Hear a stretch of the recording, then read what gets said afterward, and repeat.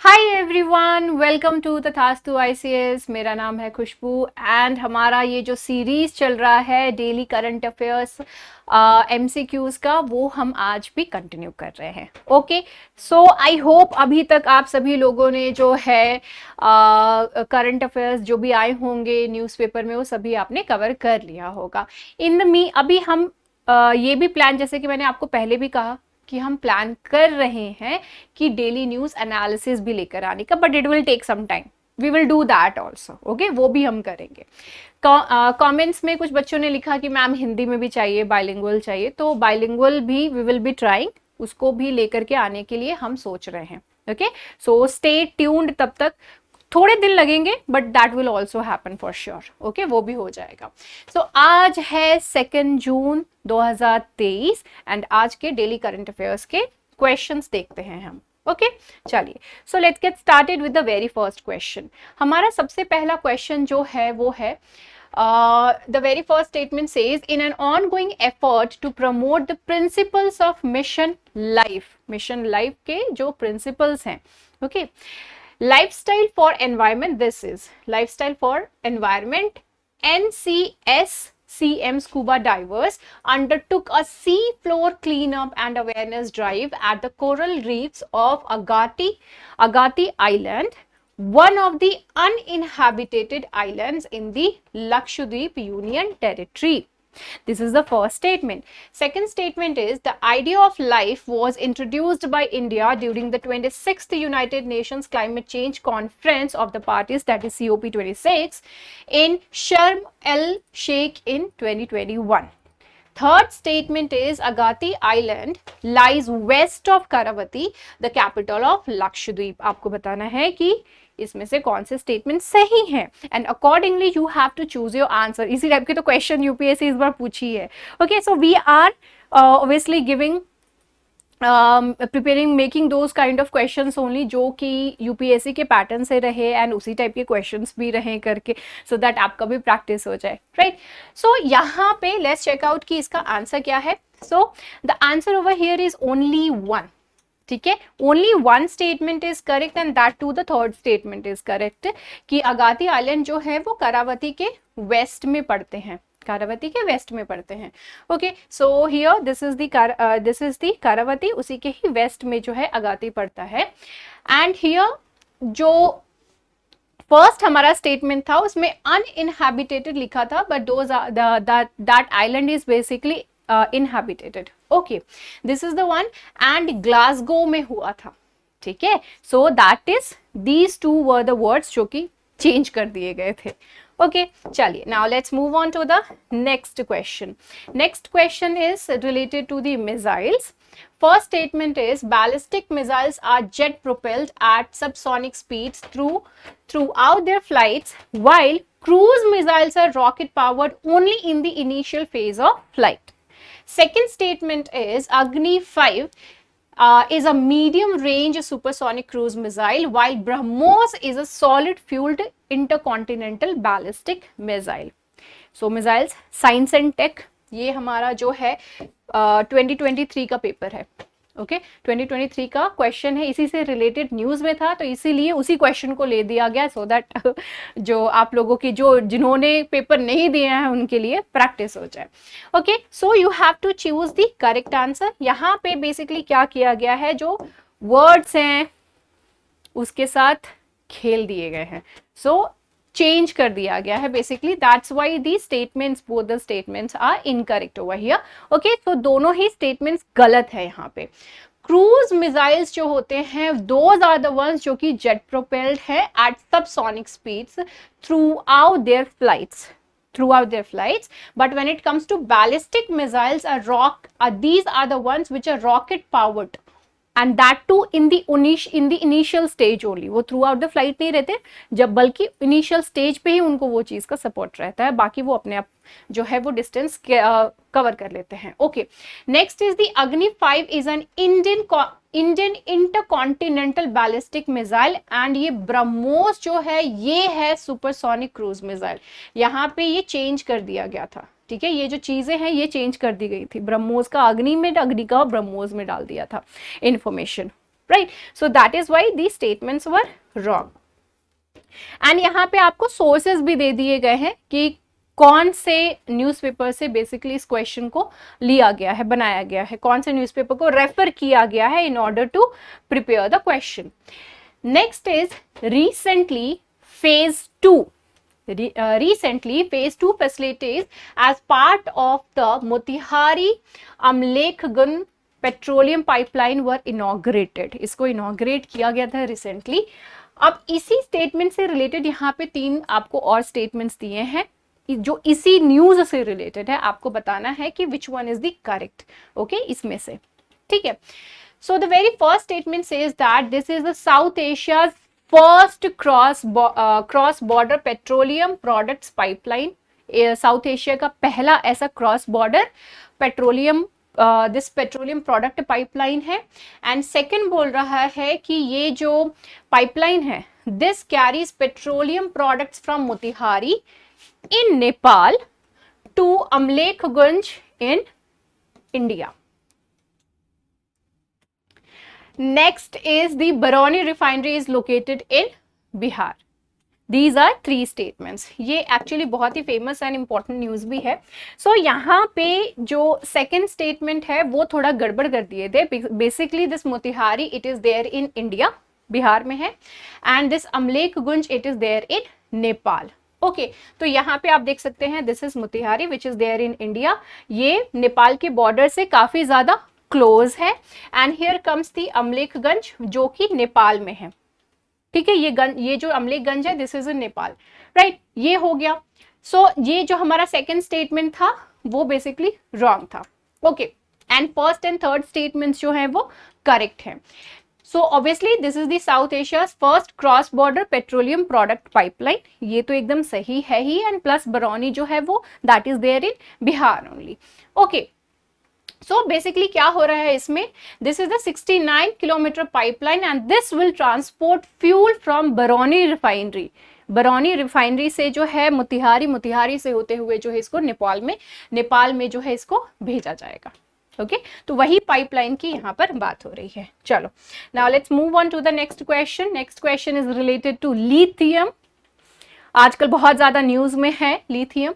So with reference to lithium consider the following statements. The very first one is that it has the lowest density of all metals. Second is it is used in rechargeable batteries for mobile phones, laptops, digital cameras and electrical vehicles. Third one is the lithium is abundantly available, मतलब बहुत huge मात्रा में available है. कहाँ पे? India में. ये चीज यहाँ पे बोल रहा है. Okay now you have to choose that which one is the incorrect. कौन सा जो है वो इनकरेक्ट है. जब भी आप क्वेश्चन का आंसर दे रहे होते हैं तो प्लीज रीड क्वेश्चन केयरफुली कि करेक्ट पूछा है, इनकरेक्ट पूछा है, क्या पूछा है, ये जानना बहुत ज्यादा जरूरी है. कभी कभी हम क्या करते हैं in rush, what we do, we just simply correct कर दिया. उस टाइप का जो है हम आंसर चूज कर लेते हैं. So this is the reason why you are suppose to read the questions very carefully. Each and every word and each and every line you have to read. क्या करें भाई, करना पड़ेगा. सपना अगर पूरा करना है तो ये करना पड़ेगा, है ना. सो यहाँ पे जो हमारा आंसर है that is the option C यहाँ पे आंसर है. That is the third statement is incorrect because India में अबंडेंटली अवेलेबल नहीं है. इंडिया में इतना ज्यादा अमाउंट में अवेलेबल नहीं है. We are basically dependent on the import. हम जो है उसको खरीद रहे हैं. We are basically buying that. So India is fully import dependent है हम.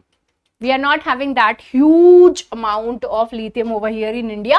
हालांकि उसके सोर्सेज यहाँ पे मिल रहे हैं, but when it comes to कि हाँ हमारी जो नीड है it will satisfy, तो ऐसा नहीं है. Okay? ऐसा नहीं है. Right? So lithium is a alkali metal and it has the lowest density of all metals. जितने भी metals हैं उसके सबसे lowest density में होते हैं. And apart from that ये बहुत ज़्यादा important आज के डेट में क्यों हो रहा है? Because of the electronics जिसमें कि ये use हो रहे हैं lithium batteries. And apart from that बहुत ज़्यादा push किया जा रहा है, encourage किया जा रहा है लोगों को in order to buy this electric vehicles. इस वजह से lithium is very much in news as of now. Okay, and this is the triangle, lithium triangle, जिसमें कि बोलिविया, चिली एंड अर्जेंटीना आती है। यहाँ पे ह्यूज अमाउंट में जो है लिथियम अवेलेबल है। Next question is consider the following statements about purchasing managers index, that is PMI. The very first statement is that it is based on manufacturing and services sectors. Second is PMI reading more than 50 represents an expansion of economic sector. अगर PMI की जो reading है वो 50% से ज्यादा है तो इसका मतलब ही इकोनॉमिक्स जो सेक्टर है वो एक्सपैंड कर रहा है, उसकी तरफ इशारा करता है। You have to check out the correct statement यहाँ पे। So the answer is C. जो हमारे स्टेटमेंट्स हैं वो एकदम करेक्ट हैं, उसमें किसी भी तरह की कोई भी खामियां नहीं है। ओके एंड ऐसा ही जो कुछ आपका प्रेपरेशन भी होना चाहिए, किसी भी तरीके की खामियां नहीं होनी चाहिए।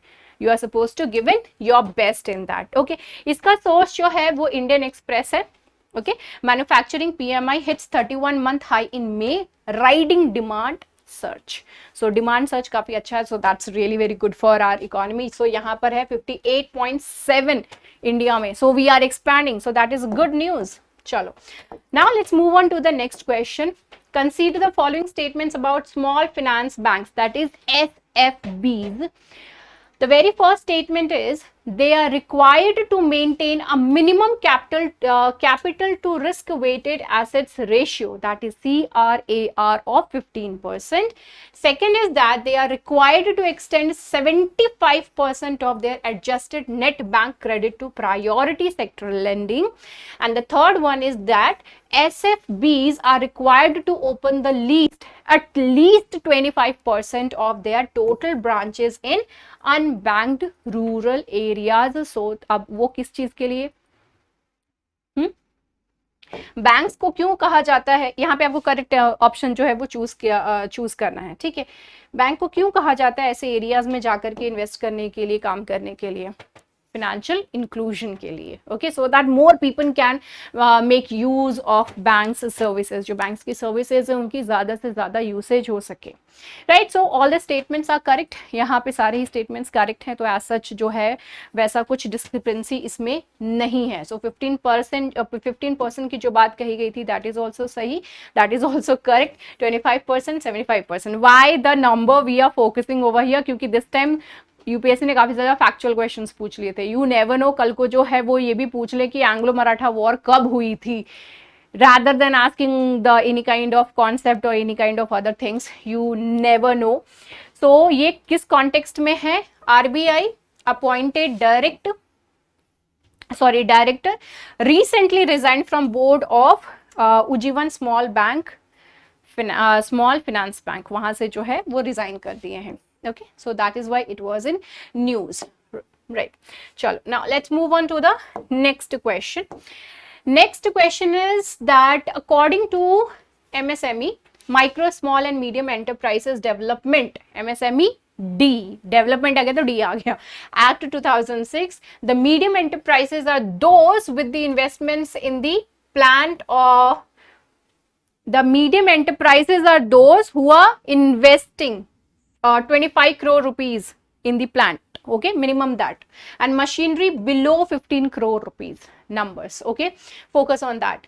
Next is all bank loans to the micro, small and medium enterprises qualify under the priority sector. यहाँ पे आपका ऑल वाला जो है थोड़ा सा फोकस करने वाली चीज है। अपार्ट फ्रॉम दैट यहाँ पे नंबर्स का जो खेला है उसके ऊपर थोड़ा सा ध्यान देने की आपको जरूरत है। So here they are asking the correct answer. यहाँ पे जो दोनों ही स्टेटमेंट्स हैं बोथ आर इनकरेक्ट। ओके, दोनों ही जो स्टेटमेंट्स हैं वो इनकरेक्ट है। When it comes to MSME, the investment in plant and machinery equipment of medium enterprises is not more than 20 crore.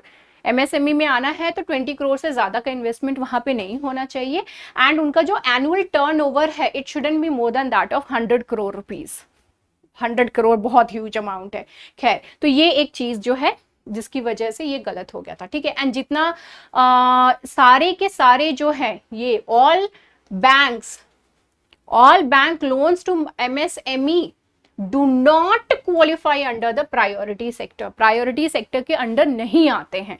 Economy जब आप पढ़ते हैं, so this is something which is one of the very basic thing economy का, आप जब banks का chapter आप पढ़ते हैं तो ओके।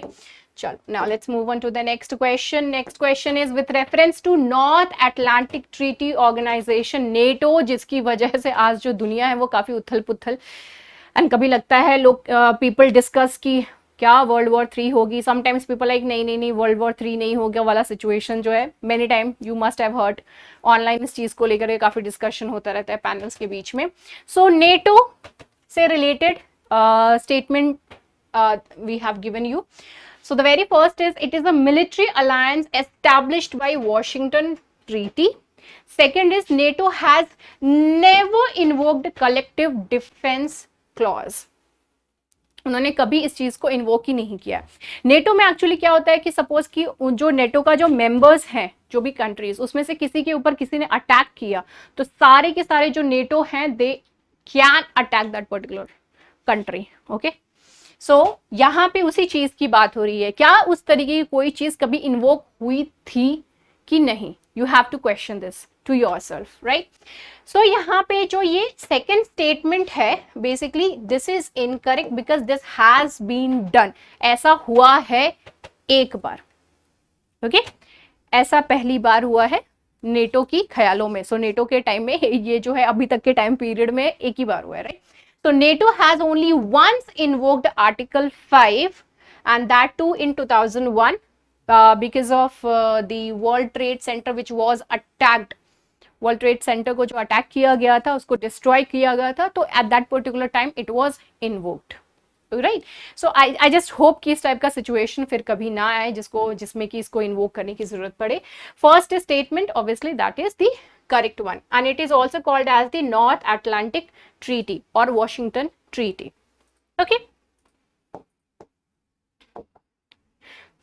right, चलो, so this is it for today's class. ज्यादा क्वेश्चंस इसमें आज की डेट में हमने नहीं लिए थे। Okay, I hope that all of you must have answered really very nicely and all. अगर आपको किसी तरह कोई डाउट है और if you want to reach to the Thastu, तो details definitely it is there in the description box. You can definitely reach out to us. Right? चलो, so मिलते हैं कल। अपना जो स्कोर है कमेंट सेक्शन में लिखना मत भूलिएगा। एंड जो मैंने कल आपसे क्वेश्चन पूछी थी कि अपना जो नया पार्लियामेंट है वो कौन से टेम्पल से इंस्पायर होकर के बनाया गया है, सो that is the Vijay temple, जिसको कि बहुत बार डिमोलिश किया गया, वो बार बार बना, फिर उसको डिमोलिश किया गया, फिर वो खड़ा किया गया, राइट? तो इस तरीके से जो है उसकी जो आज जो कुछ भी हमको दिख रहा है उस टेम्पल से जुड़ा हुआ आज के डेट में, सो वो बार बार खड़े होने की वजह से ही है। इसलिए हार नहीं मानना है, हार नहीं मानना है, ठान लेना है और ठान करके जीत करके दिखाना है। सो मिलते हैं कल की क्लास में। Bye bye, take care.